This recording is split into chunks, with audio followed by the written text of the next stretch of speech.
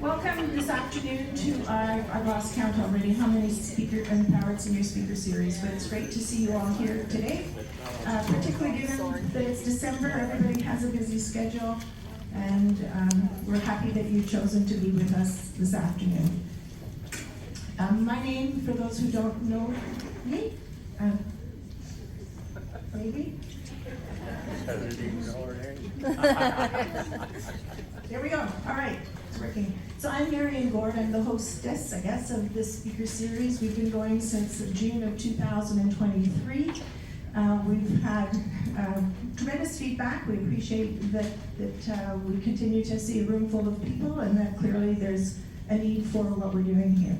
I am a real estate broker based here in Burlington, and I specialize in working with older adults and later in life moves and estate sales. So my job is to help reduce the stress in that type of a situation. Moving is what they say is one of the most stressful experiences of somebody's life. And when you're older and perhaps lived in a house for many years, change is not always welcome. Sometimes we're forced upon changes. So I help people manage all the sort of from front to back the activities that are included with the later in life move. So one of the reasons that I started this event was because I was working very much like with folks like you, and I found that there was always a lot of questions, and there seems to be a gap in information available to people. And even in an age where we've got lots of information at our fingertips online, you don't really know where to go, who to trust, whether it's real, whether it's fake. And so clearly there was need for this, and I'm happy to see that we've been able to put this together and that we get people coming out and that you can rely on the information that we hear here. This is going to give us grief all day. There we go. So I just wanted to also thank and acknowledge these educational partners that have come together to help put these sessions on. It's without them, it would be very difficult to facilitate. And again, when you perhaps may not need these folks right now, but at some point in your life, you probably will need one, or at least one or all. And again, when you don't really know who to turn, where to get information, these folks here should be your first line of defense. They are all specializing in working with older adults, seniors. They have their client's best interest in heart and not their own. They're not interested in the transaction or the activity, but more so about the individual that they're serving on the other side. So just by way of introduction, we'll just start on this side and they can tell you a little bit who they are. Oh, need to turn it on. Right back. Hello? Good. All right. So my name is Sarah Sunnix, and I work at Smith's Funeral Home. My job is to specialize in pre-planning, so I help families ahead, kind of think about what they want, what their wishes are, to help them with their executor so that they have a good idea what to do when the time comes. And Dawn reminded me today, it's not an if, it's a when. So unfortunately, you do need to get to know me at some point. Hi, my name is Kelly Stern. I'm here as a representative and the owner of Compassionate Care Collaborators. We are end-of-life doulas, so we help with any issues surrounding end-of-life. As Sarah said, it's not if, it's when. We can help from advanced care planning all the way to celebrations of life and any and all issues surrounding dying and grief in between. And if we don't know how to help you, as Marian mentioned, we can put you in touch with somebody who does. I'm Elizabeth. I'm the nurse lead with our Burlington Neighborhood Health Team. It's part of Bayshore Home Health. And we provide home care services with the added support of a registered nurse for any health issues and concerns. And our home services cover anything from personal care, 24-hour care, to simple things like housekeeping or meal prep. Is this on? Okay, great. My name is Meredith Joachim. I'm a hearing instrument specialist with Hearing Well Matters, just over on Maple Avenue. So we take care of anything to do with your ears, hearing aid repairs and maintenance, wax removal, hearing tests. Any concerns you have at all with your hearing in your ears, please come talk to me. Hi, my name is Jerry Sia, and I'm the owner of Quad Care Home Care here in Burlington. And I'm very proud that this year we celebrated our 10-year anniversary.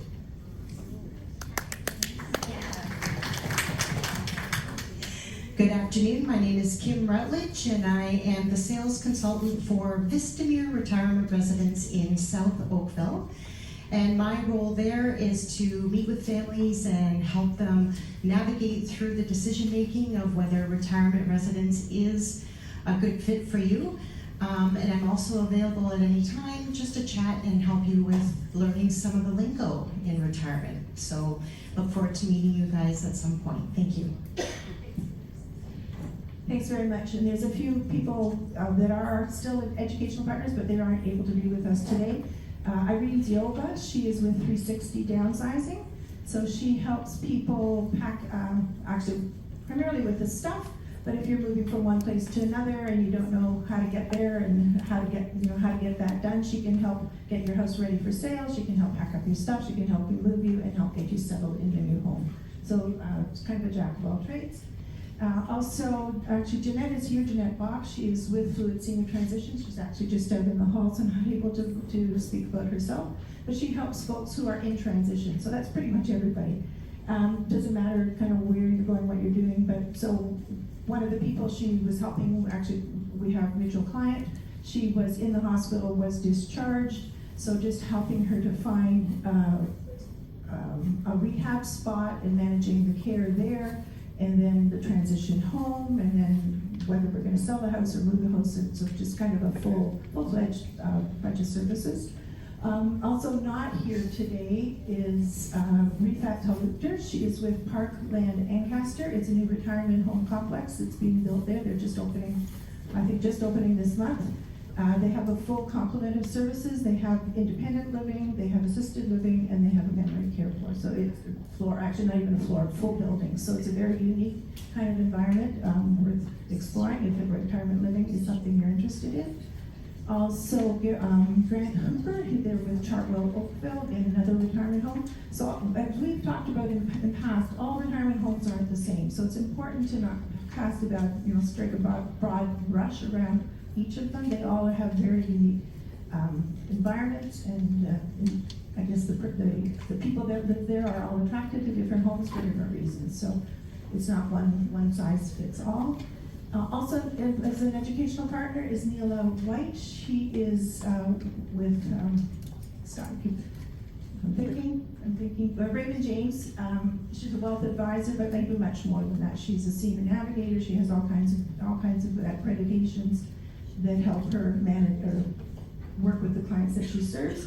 As well, I just want to acknowledge that she was elected or awarded as Woman of the Year for Raymond James this year, so that's a great accomplishment for her.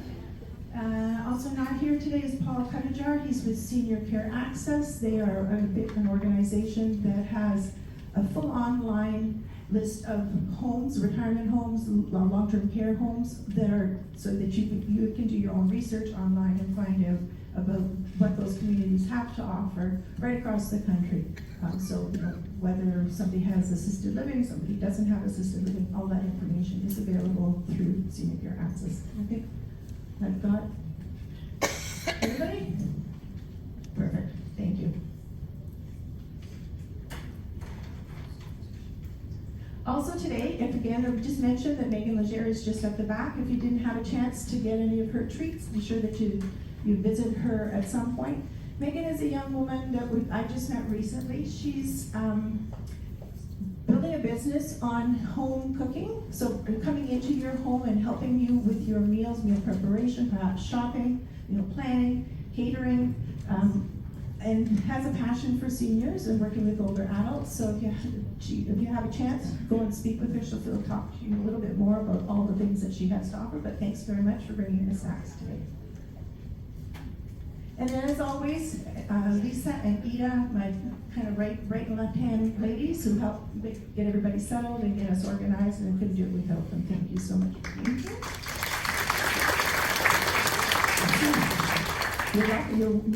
Your work is well done.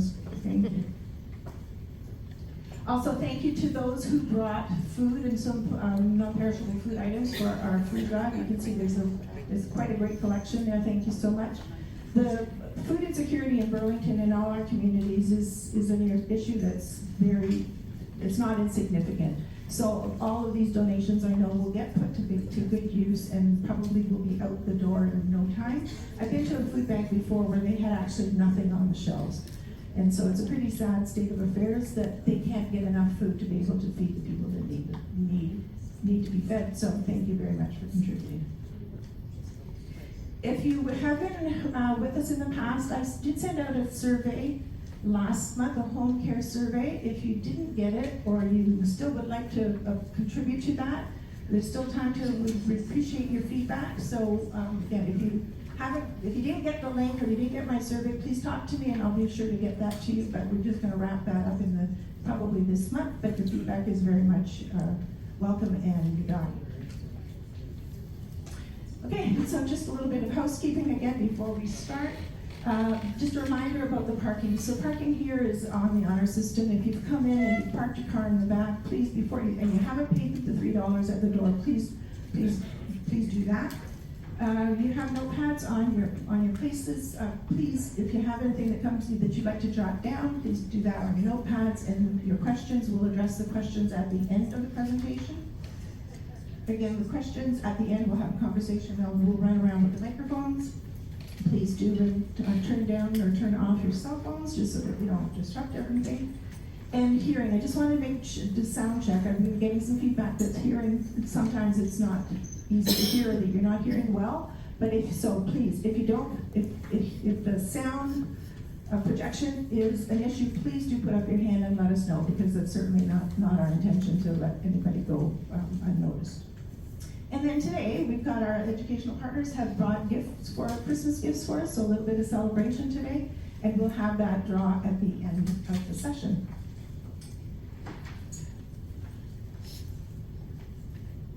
Keep going.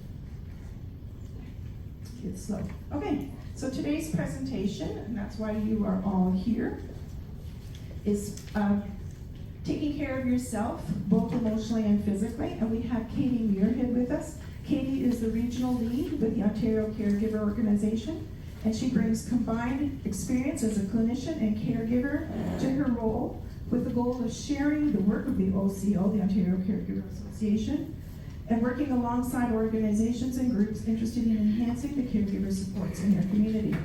The Ontario Caregiver Organization exists to improve the lives of Ontario's 4 million caregivers. So we'll just welcome Katie. Thank you.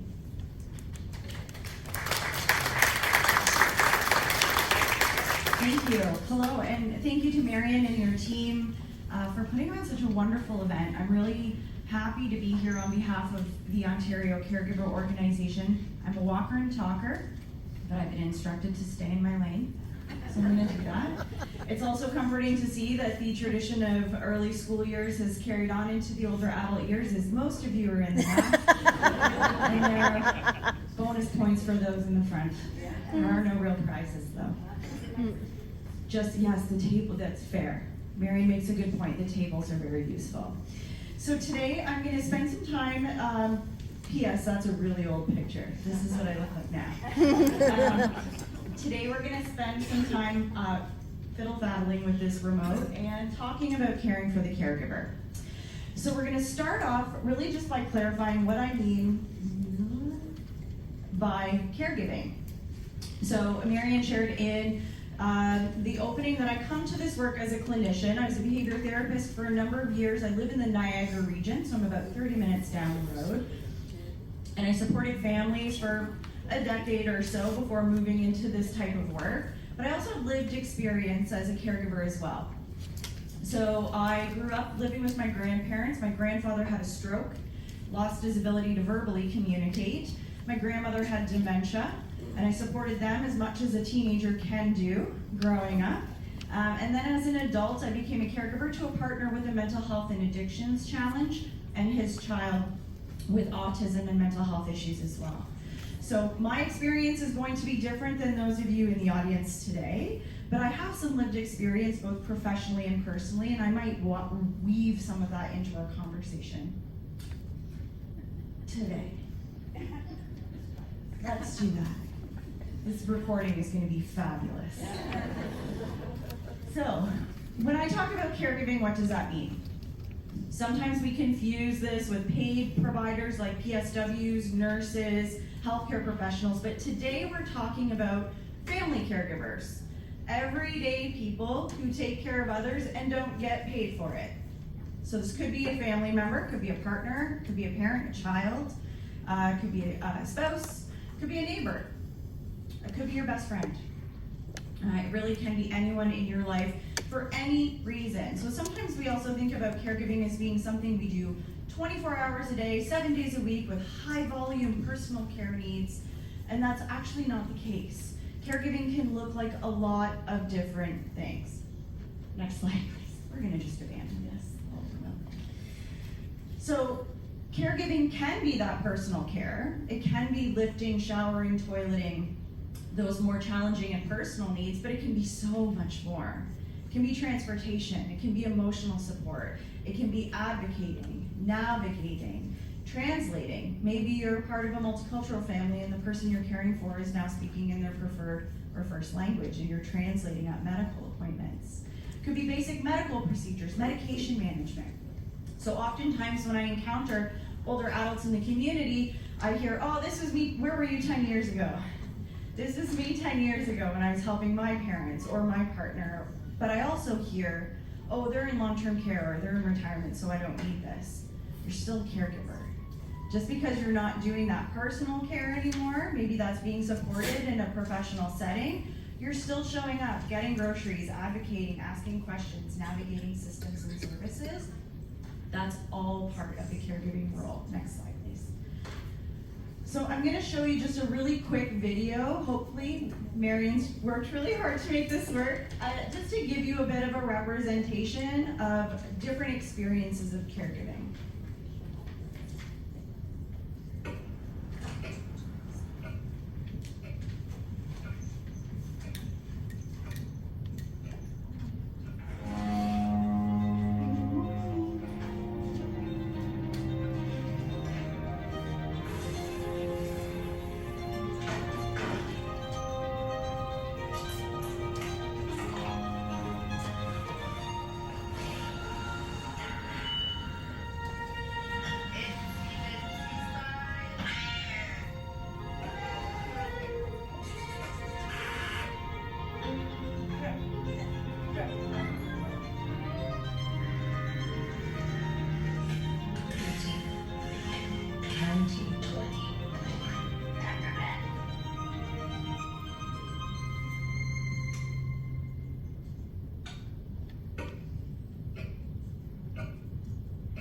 So that is a video created by Petro-Canada Caremakers, not through our organization.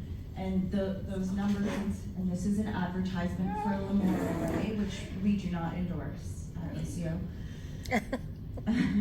While we get that back online, I will just say that I hope, helps give you a visual representation of different types of tasks that we can take on as a caregiver. And maybe you saw yourself in that video or somebody else in your life. And a big reason that we acknowledge and talk about the definition and the role of caregiver is that we don't often label ourselves as that. We're a partner.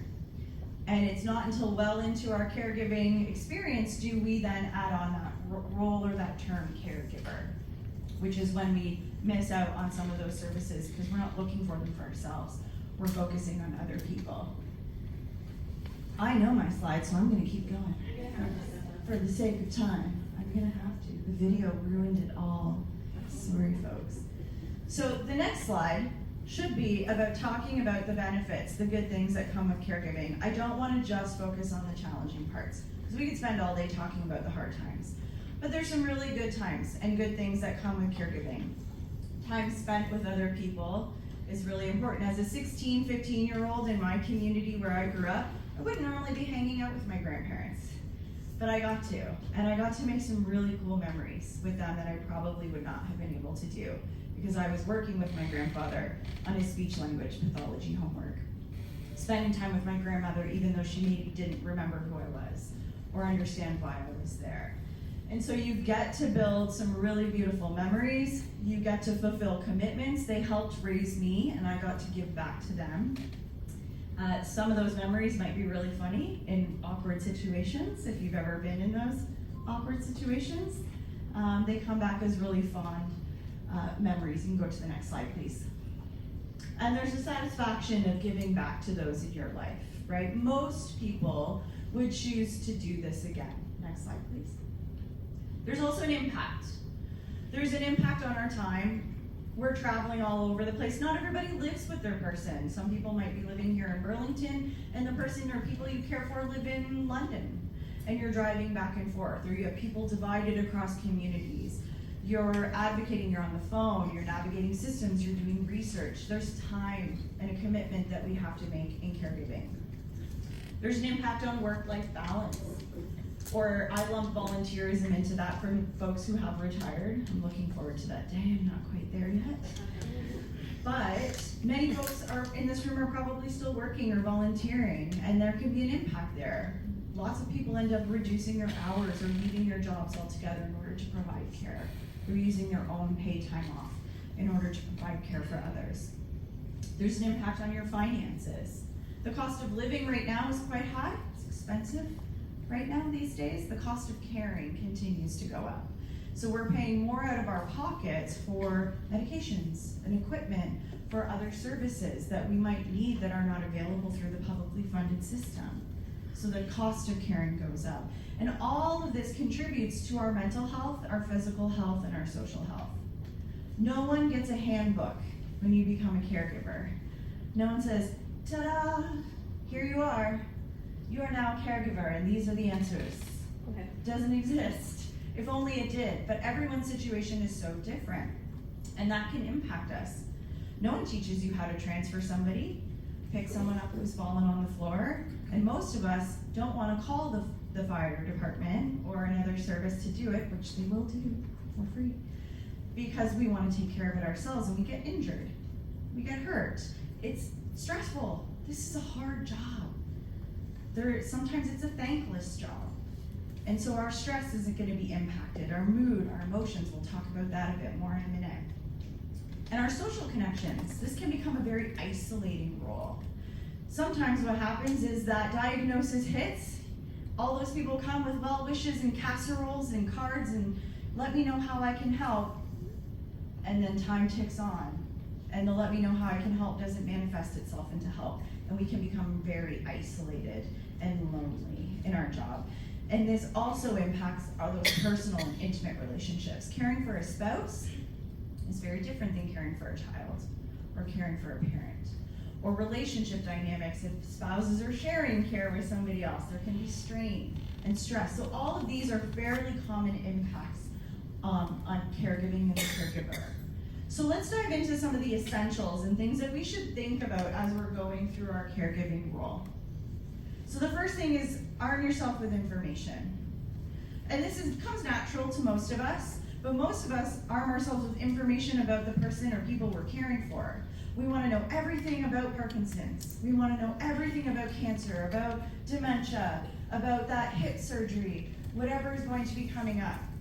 But we also should be arming ourselves with information about what's available to us to keep us healthy and us well.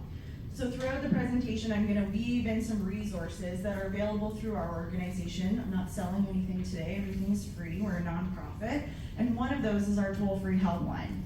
This is available 24 hours a day, 7 days a week, across the province of Ontario, available in 150 different languages. And you'll get a real live person on the phone. You won't sit and listen to horrible music for 45 minutes waiting to talk to somebody. And you can call and ask questions about what's available in your local community.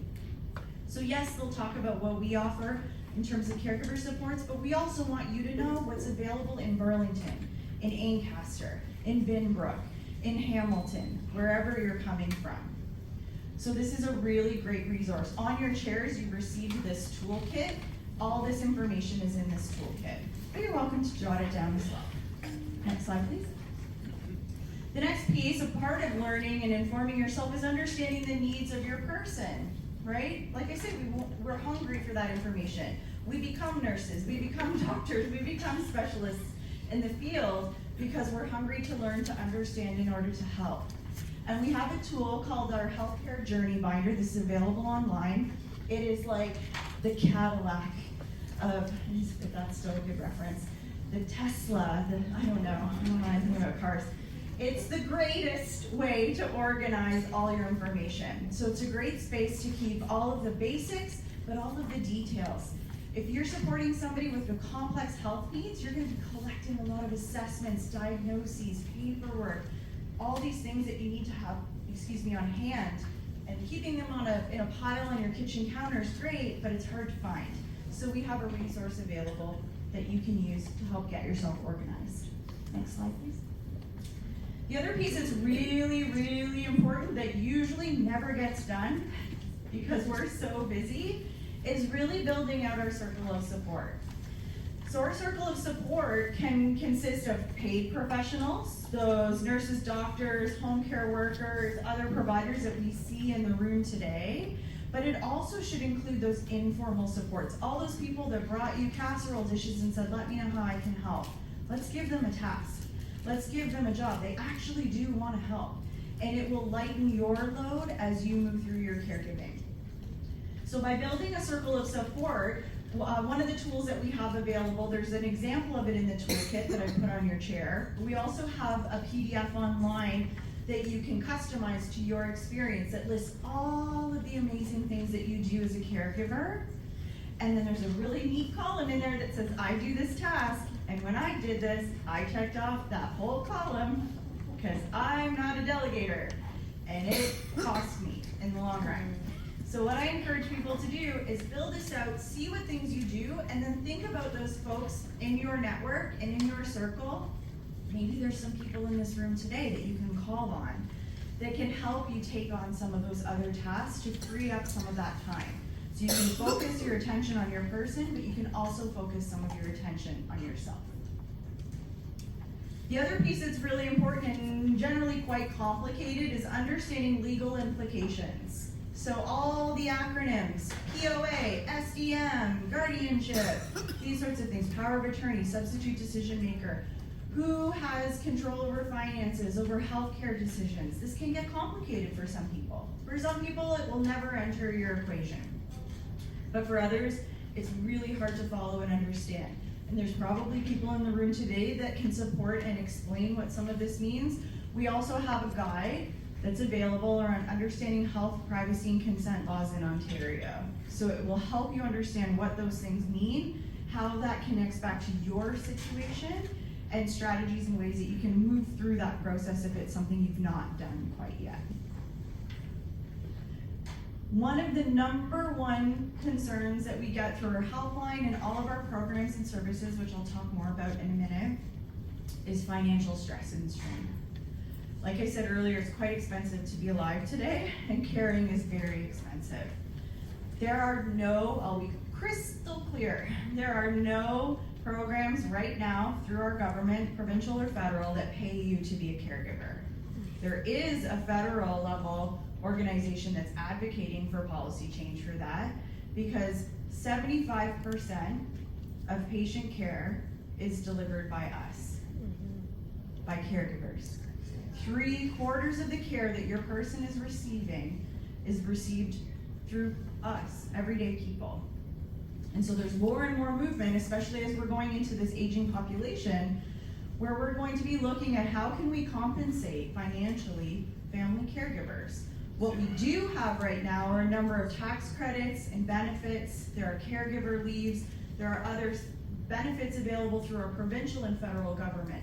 So as we're moving into tax season, if you have someone preparing your taxes for you and you're a caregiver, you need to communicate that to your tax person. I'm a family caregiver. What benefits and credits are available to me? They are available retroactively as well. They're going to be individual to your situation. It's not, here's a check for $1,000. It's going to depend on your circumstance, but it's really important to communicate this and maximize these benefits and credits where you can. We have a list on our website of different resources that you can go. There's a My Benefits Finder, there's different things that you can go to check and see if what your situation matches, if your situation matches this. This is a really big piece of the caregiving puzzle that a lot of folks don't have any awareness of. Next slide, please. So, the other piece that comes hand in hand with caregiving is stress. Hand in hand with living. If anyone in this room has never experienced stress, please come speak to me after. I would love to understand what your secret is. It's just a part of being a human being. So when I'm talking about stress today, I'm talking about that physiological response or psychological response to a perceived threat or challenge. So let's roll back centuries when we used to be chased by wild animals. This was our body's natural response. Now, hopefully, nobody in this room is being chased by wild animals, and our stress is coming from different sources, like how do I find home care? I got home and to visit my mom, and she's on the floor and she's been there all night. That's a stressor, right? That's going to create that same physiological response. It's normal. This is part and parcel of being a caregiver, and we need to be able to monitor those stress levels and be proactive, or we're going to end up in more difficult situations. These are some of the common factors that contribute to stress from a caregiving lens. A lack of control. If you're like me, I wanted to be in control of absolutely everything. I came from a healthcare space. I knew how to navigate systems. I understood the language. I knew who to talk to. I thought I was in control of everything, but we are working within a system that is not perfect. We're also working with people that are not perfect. And we may have the greatest plan to get ourselves respite and a break, and our person might just go, no, not today, and I'm gonna kick up a fuss, and you're gonna have to deal with that, right? So there's some situations where we don't have control. A lack of support. Again, our healthcare system is great, it's not perfect. There are many gaps and challenges within our system. So there are staff shortages. We saw a lot of this through the pandemic and ongoing. There's wait lists for services. There's not enough respite. So we need sometimes a higher volume of support, which is why building that support network is so, so important. Unrealistic expectations. Again, this was me. I'm gonna do everything because I have guilt and shame for not being able to take it on all by myself. I've chosen this relationship, I've chosen this path, I should therefore be able to handle it. And I can. And that's normal. And that's okay. So having those unrealistic expectations of yourself and everyone else around you. And then the last piece is support for yourself. I've talked about this already, I will talk about it more until you will be like, Katie, stop talking about this. We need to start thinking about how we're going to support ourselves. We've heard that whole put the oxygen mask on yourself first before the next person. It is a very real thing, because what ends up happening and what we do see in the realities of healthcare and caregiving is that people end up burning out and they end up leaving their person at the doorstep of a hospital because that's the only respite that they have, and they walk away. So we need to try to be proactive and build that support for yourself. Next slide, please. These are some common signs of stress. I'm not going to linger on this too much, and I acknowledge there's quite a number of words on the slide, but essentially it's built through your body, mood, and behavior. So often we have sleep disturbances or changes, which are quite common for folks. Mood, I see a lot of irritability and hopelessness. A gentleman I supported through a support group said, you know what, Katie, I can't have the same conversation at the breakfast table one more time. I'm going to lose my mind. But I used to be able to do this. I've been doing this for 10 years. Why is it different now?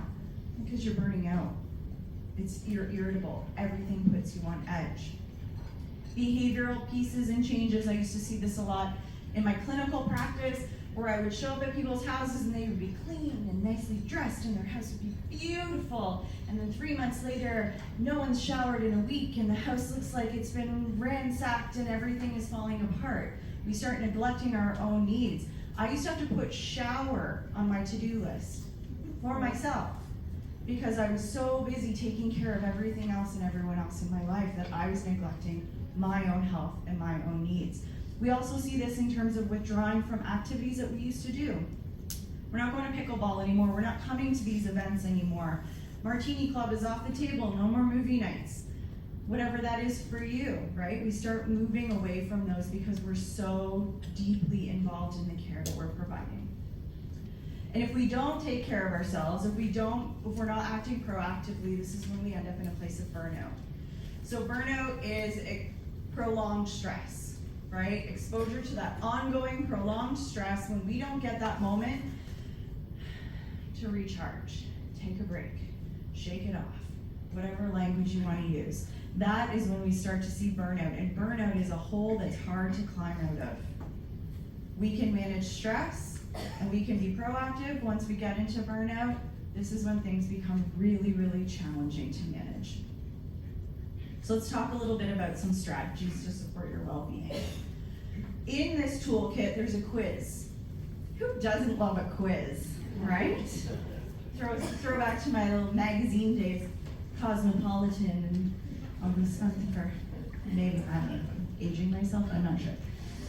So this is something that I recommend folks rip out of this toolkit and stick in a place where you find yourself most often. That might be your car, your garage, your bedside table, the fridge. Use this as a way to check in with yourself so you don't end up like me writing shower on your to-do list a year into caregiving when you're just gross and nobody wants to be around you. Let's find a way to stay connected with how we're feeling and how we're doing. You're welcome to follow along and do this now if you like, or certainly it's in your toolkit and you can do it later. But it's a simple numerical score, and you would go through these questions and attach a number to it. So I'm having a hard time balancing. I have conflicts with the people in my life. I'm worried I'm not doing a good enough job. It's a common thing, and it's okay to have that worry. I feel guilty, I feel anxious, I feel sad and cry. I add angry to that because I'm an anger expressive person. I'm not a crier, I get mad. So that's my thing. I have problems with sleep, pain, tension, headaches.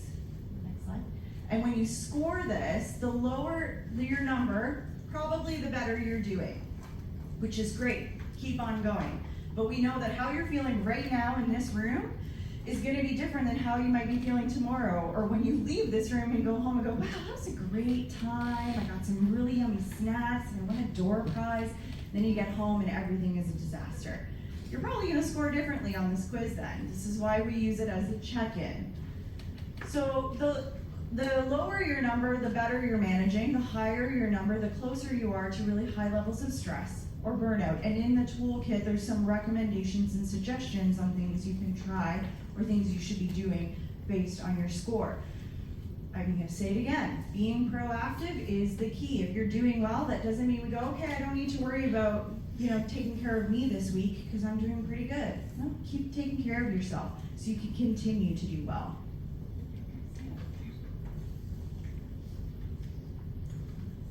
So this is another little strategy that I like to suggest. I always say to folks, take what you want and leave the rest. So some of the things that I recommend to you today might fit for some of you, might not work for others, and that's okay. This might be one of those.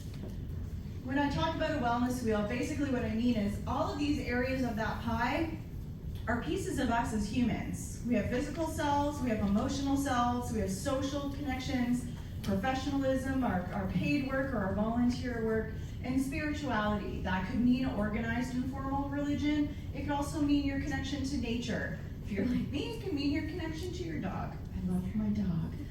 He is my spiritual connection. So these are all pieces that make up who we are as people. And if some of those areas of well-being are lacking, we're not going to feel whole and we're not going to feel fulfilled. So what I recommend to folks is within each of these little pieces of the pie, or I've done this with a young person, she was in her 20s, a full-time caregiver to her mother, who was dying while she was in school and working full-time. I have no idea how she did it. And she struggled with decision fatigue. All I do all day is make decisions. I can't. So when I have 15, 20 minutes of time to myself, I don't know what to do. So I pull out my phone, I blast through social media, and I don't feel any better than when I sat down. Right? That's not a helpful strategy to recharge the battery. So what I said is, let's make some baskets with these different categories, and we're gonna write down things and go in that basket. So when you have 5 minutes, you don't have to make a decision. You pull the thing out of the basket, you read it, and you go, this is what I'm gonna do. I'm gonna take my dog for a walk. This is what I'm gonna do. I'm gonna watch the silly cat videos because they make me laugh. You know, I'm gonna go organize my workshop. I'm gonna go do something. It removes sort of the thinking and planning and decisions out of this and keeps you fulfilled as a whole person. So the other piece to think about is self-compassion. We could do a whole conversation about self-compassion. This is a very deep and rich topic, but I'm gonna focus on 2 areas. These are things that are completely within our control as a caregiver, which usually our lives are completely out of control. Positive mindset and self-talk, and cultivating and celebrating your strengths. Next slide. So, positive self-talk, also something I'm terrible at. I am so self-deprecating, it's almost embarrassing. And when it comes to my caregiving, I was very, very hard on myself. Because I worked in healthcare, because I have the background that I have, I got paid to help people support their children with autism. And I have a child now with autism that I can't help. And it was so frustrating. And I was so hard on myself. And I got locked in the negative. I'm not doing good enough. I should know better. I should be able to fix this. The should-haves, the would-haves, the could-haves. And I hear this from my peers and my friends that are caregiving now. My friend her father just passed away of a long cancer battle. And I heard consistently in the hospital, I should have asked the nurse this, I should have known to do this, I should have followed up. If I had only done this, it would have been different. But we need to try to shift that negative to a positive. This is something that we have within our control. And what I say to people is, what would you say to your best friend? What would you say to your daughter, your son, somebody that you loved and cared for that came to you that was like, I am not doing good enough? You'd probably say, you are doing well enough. Look at all the things you've accomplished. These are things that you need to take a focus on. Shift from the negative to the positive. I should be more on top of things. How about I'm doing my best? And my best is good enough. No one is perfect.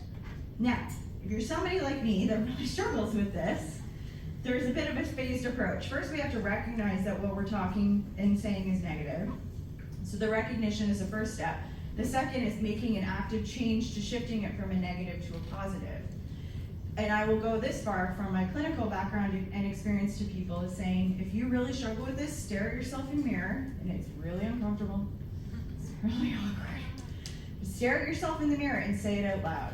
And the more you practice that, the more you'll start to see your brain shifting from negative to positive self-talk. Next slide. The other piece is cultivating and celebrating your strengths. If you're a caregiver in the audience today, you have amazing superpowers. You have phenomenal strengths. You are some of the most resilient people, organization, confidence. I say this to the young people, the teenagers and the 20-somethings that are starting their life that have been caregiving for years. These are resume-worthy skill sets. These are employable skills, and this is what we learn as caregivers. We have fabulous strengths. The ability to find humor in some really dark places, right? Sometimes we develop a bit of a dark humor, problem solving, teamwork, confidence.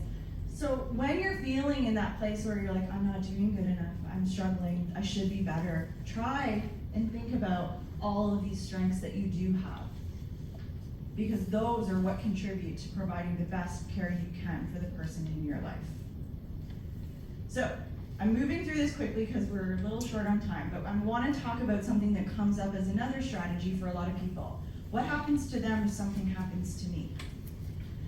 We're stressed now. Oh, and we're having more technical. I'll just do a little soft shoe. Put that in the video. I'll go really fast. Planning for emergencies. So next slide, please. So we also have toolkits that I brought with me that I'll share, but why is this important? Well, because many of your stress levels probably went up when I said what happens to them if something happens to you. But having clear information in one place is so important for you, for the person or the people you care for, the emergency contacts that are assigned to those people, for emergency services, which we haven't talked too much about yet, and it can help give you that breathing room a little bit to practice some of that self-care. Next slide. So the first step in this is build and plan. Who is your support network, right? We talked about this a little bit already. Are there paid providers, natural support? Who is in your circle of care? Who can you trust? Who are your emergency contacts? Is your emergency contact your sister who lives in British Columbia? Great, she's lovely, you talk to her every week, but how fast is she gonna be able to get here if something happens? So who's that short-term emergency contact, right? Next slide. So I brought examples with me if anybody wants to look at it in more detail. Unfortunately, I don't have enough copies for this lovely sized audience. But the first toolkit that I'll mention is our emergency toolkit. In some communities, I don't know if it exists here in Burlington, EMS hands out cards that can go onto your fridge, little magnets. Yeah, I'm seeing some heads nod, that has some key information. This is like a 2.0. We're not in competition with EMS. If you love your EMS card, please use it. And if folks in the audience are like, I don't understand what she's talking about, we can maybe find an example, or maybe that's a resource that can come in for your next session. This is another resource. So in here, we keep sort of the basic personal information, the essentials, the things that we need to know about our person, available should an emergency arise. So let's take a look at a couple of the pages inside. So here is, again, an example. So basic emergency information, some demographics, where do they live, their birthplace, their current living arrangements. Not everybody's living with their person, right? So we want to have this kind of information available. Highly recommend things like this live on your fridge without 600 pictures of your grandkids and your dogs and your favorite plants sitting on top of it, but like as alone. Or on the back of your front door. That's where emergency personnel are trained to look. Next slide. And then if you continue through another example, who knows me best? Are there other powers of attorney or next of kin? How do they get around? What's their driving situation, their vehicle, etc.? Go ahead, next slide. We've also included personality and lifestyle. So this might feel a little bit strange from an emergency contact form perspective, but I'll explain to you why. If you've ever supported a person with dementia, autism, cognitive disabilities, some of them, sometimes they just leave. Isn't that fun? It's just like 2 in the morning, I'm just gonna go now while everyone's sleeping, and you wake up and you panic because your person has eloped, they've gone. So having some of this information is really, really helpful, especially for emergency personnel. So the other thing that people do, which I advise you not do, is when those situations arise, they call their best friend or they call their sister and they go, oh my God, mom's gone. She left. The door sensor didn't go and I can't find her. Come help me. I'm gonna get the neighbor. I'm gonna rally a team. And we all get together. That is probably the worst thing you could do. The first thing you should do is call the police. And if you have a vulnerable service registry here, and I don't know if you do, but I can check afterwards, this is a great place to register your person who has these vulnerabilities. The longer you wait to contact emergency services, the more time, the more resources, and the more personnel they need in order to find them. And it's a natural feeling, especially even when there's an illness. Something happens and they call their best friend instead of calling an ambulance. Call the emergency services. You're not bothering anybody. I know that's often the concern. Well, it's not serious enough. Please, that's what they're there for. And having tools like this can help them understand their favorite place, their favorite color, what's their nickname, what kind of language should we be using when we talk to your person who might have a cognitive disability. Next slide, please. Another toolkit that we have that builds on this is our contingency toolkit. So maybe you have a knee replacement surgery scheduled, or maybe you're a caregiver and you also have your own health issues. There's a lady that I worked with who had I don't remember what it was called, but it was a heart issue where sometimes she would just need to be like zapped. I know, it's really scary. But this would require an ambulance to come, and she had a partner with advanced stage Parkinson's and he couldn't be at home alone. So she needed a contingency plan, a backup plan for those scenarios, or for a planned surgery, or for whatever, right? So in this, it breaks it down into even more detail in order to help you be as prepared as you can for those kinds of scenarios. So we'll go through a couple pages in this just so folks can see, and if you want to take a closer look, you can come up and have a little scan through. So this is an example of additional resources that are in here. Who's on your care team? Maybe you have a specialist. Maybe you've been waiting for 3 years to see a gerontologist in Toronto, and that's at the same time your hip replacement surgery is, and we ain't missing that specialist appointment. We gotta get there. So the person who's gonna take them needs to have access to this information. Next slide. What services are in place? Are they publicly funded? Are they some of our friends here that are from around the table? What do we have coming and going? Who are the key points of contact for that? What if we have to change things? How are we gonna find that information? If I'm walking into this blind sister from West Coast, and you're in the hospital, how am I gonna help you if I don't have this information? Same with schedules. A lot of us love structure and routine, and if you access a day program, a regular respite, or you have PSW supports or other things coming into your home, we wanna know what those schedules are. The most important part of all of this is staying connected to your team. These are great tools and resources, but if you go home and you're really excited today, you're like, I'm gonna fill this out, and then I'm gonna put it in the drawer, and I'm gonna close the drawer, and I'm never gonna look at it again. It's not gonna be helpful when you need it. So what I recommend people do is use your emergency contact. As caregivers, we are so wildly busy that these things can become deprioritized over time. So your emergency contact is a great quarterback for these sorts of things. Schedule with them. These are all available online in PDFs in the magical cloud internet world that I still don't fully understand. They can control all of this from their end. Schedule a regular check-in. In 6 months, sister from West Coast, you're gonna call me and you're gonna walk me through the form and I'm gonna verbally update you on this. It's her job to keep it up to date. So that if her name is pulled, she's called for support, she knows what's going on. She knows that the changes have been made. She knows that the medications have been changed, the specialists, the people in the network, in the circle, whatever the case may be. So keep connected to your team, and I strongly recommend that that become the role of the emergency contact, so they're just as informed as you are. So, as I wrap up, I just want to share really quickly how our organization might also be able to help you as a caregiver. Go to the next slide. So we are a nonprofit fully funded by the Ministry of Health. Everything we do is free. In the back of the toolkit that's on your chair are a list of, in more detail than this, of all of the programs and services that we offer. The highlights, though, are our helpline, which I shared earlier.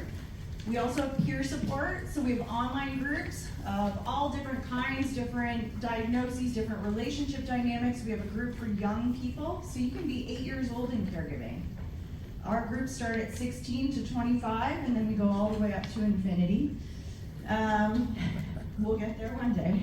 And we also have one-to-one peer mentorship. So if online's not your thing, but you do want to talk to somebody with lived experience, you can do that over the phone. Talk to somebody with same experience as you. Maybe it's a diagnosis, maybe it's a relationship dynamic. So we have that available as well. We also have a caregiver coaching program. This is a one-on-one coach that you can work with to help set goals and work towards that. So we get a lot of caregivers accessing this who have just lost themselves, I've walked too far, who have lost themselves in their caregiving. They've taken this on, it becomes their identity, and they no longer know who Katie is anymore. And the coaches help them build some boundaries. We've had coaches support around financial challenges, around specific and unique needs. So these are people who are trained coaches, but they also have lived experience. So they know what caregiving can feel like.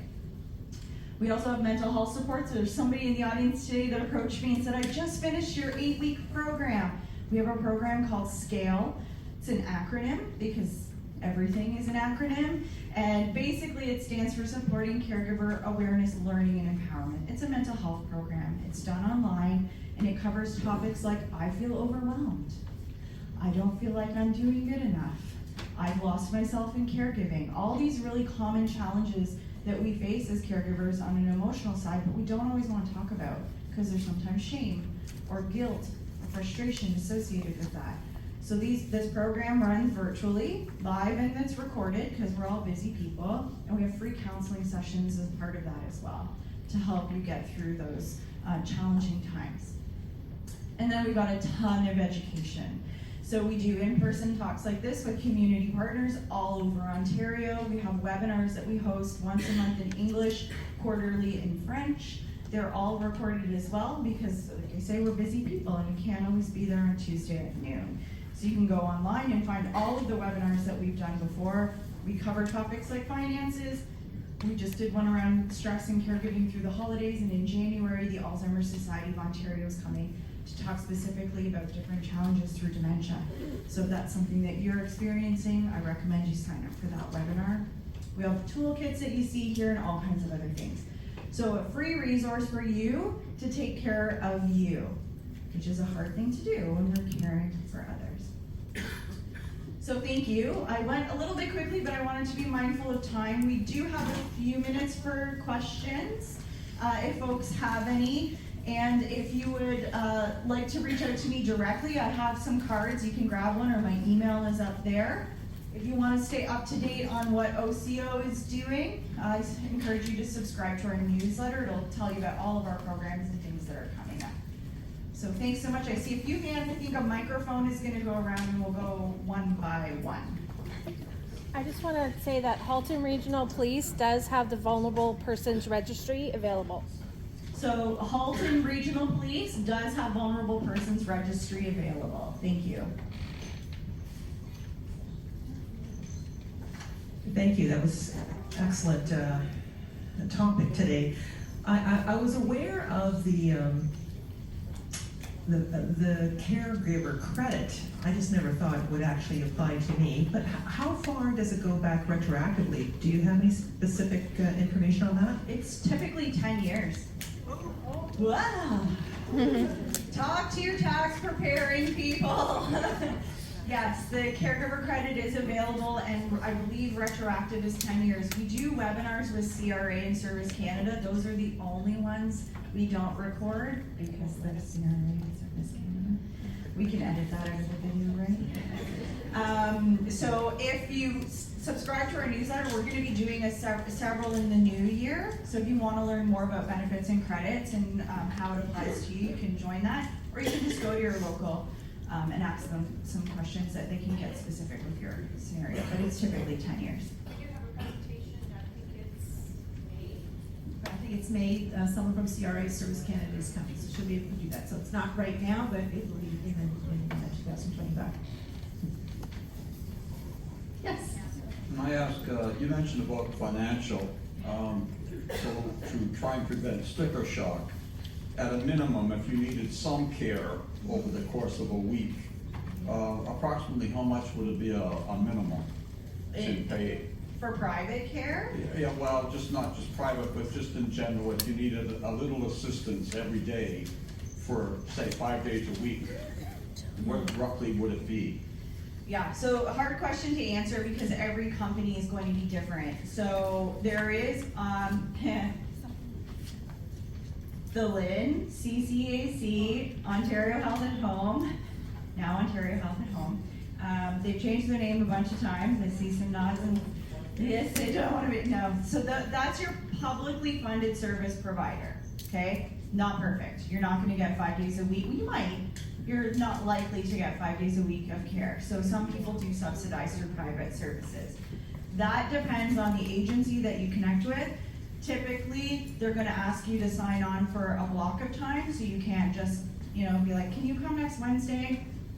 They're going to want you to commit to a number of blocks of time sessions for your person, and that can range, depending on the type of agency, anywhere from like $30 an hour to $150 an hour. It really just depends on the agency that you connect with and the needs of your person.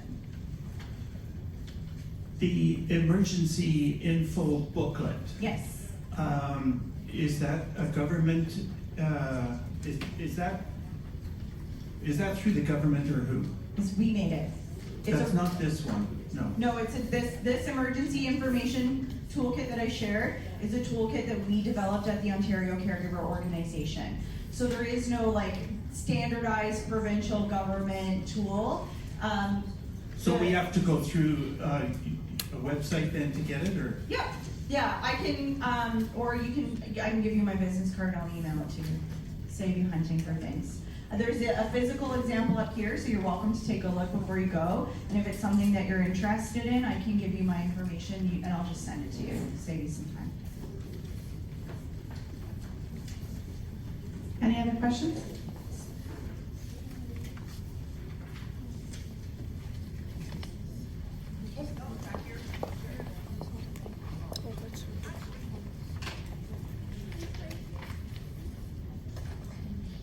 Thank you, Marion. When you talked about in March or May, could we have that before the tax season? Like,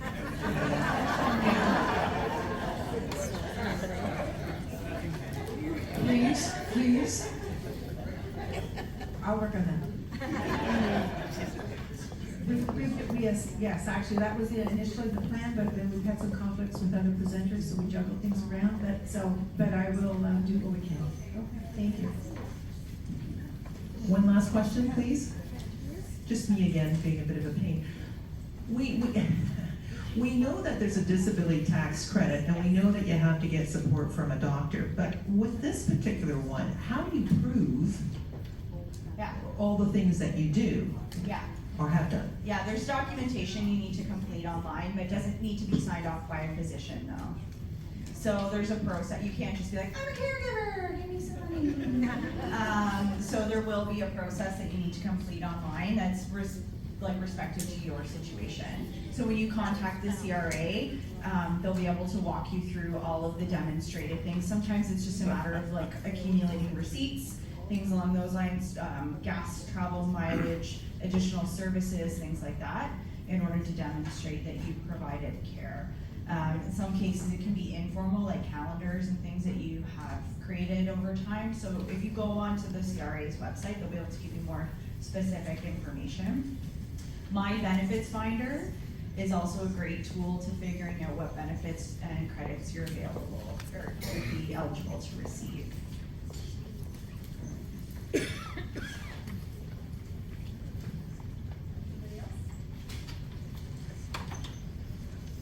Okay, then, well, thank you very much, Katie. That was brought us a lot of information.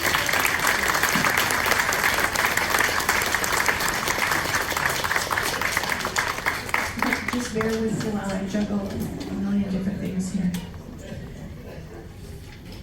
So this slide, it's all on every one of our presentations. The message is resonating again. Plan ahead thoughtfully, and Katie's given us a lot of great tools to be able to plan ahead and use the resources that are available to us to get that done.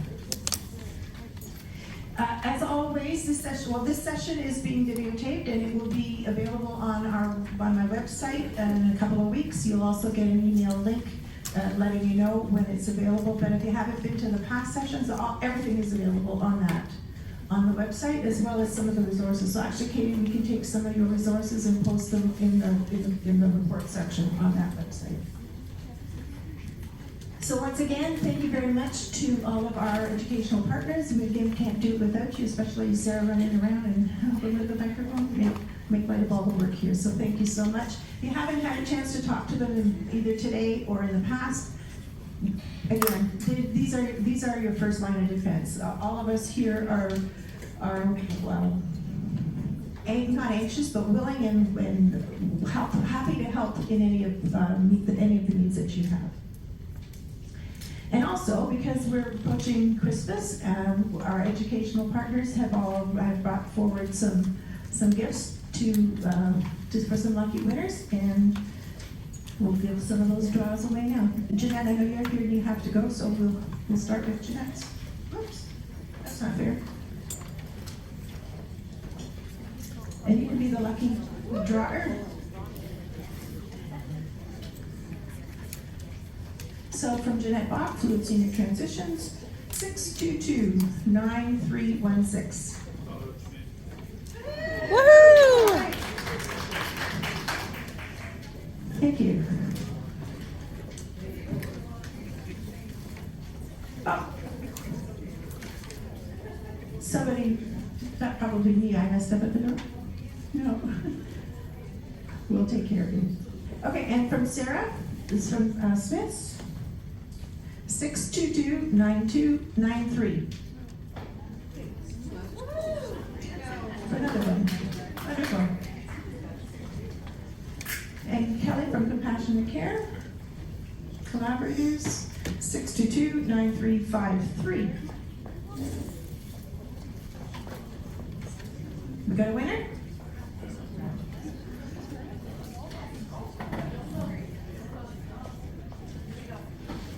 Here we go. 622-9353. Did we get you? Perfect. Excellent. Now Elizabeth. Burlington Neighborhood Home Care. 622-9380. Oh, two winners side by side. Lots of winners today. That's great. From Hearing Well Matters, 622-9292. We got a winner? Marie?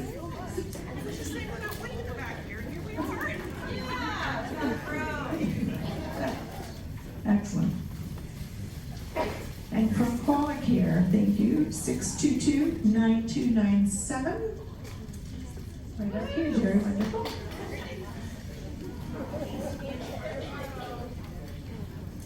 Vistamere, 622-9409. Is that you? Woohoo! Right. One more. We have, actually, there's one at the end. Irene Zilba from 360 Transitions. She's not here, but generously left us a gift. 622-9399. One more. And one more from me. They're all 622. 622-9329. So thank you everyone for the educational partners who provided the gifts. We just wish everybody a very Merry Christmas. Yes, ma'am.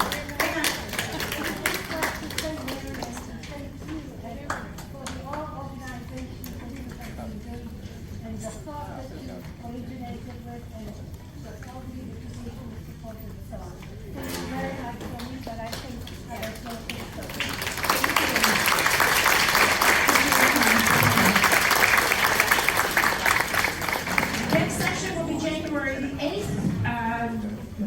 Many of you have already registered, but you can register online or speak to the girls at the door. And Merry Christmas to everyone.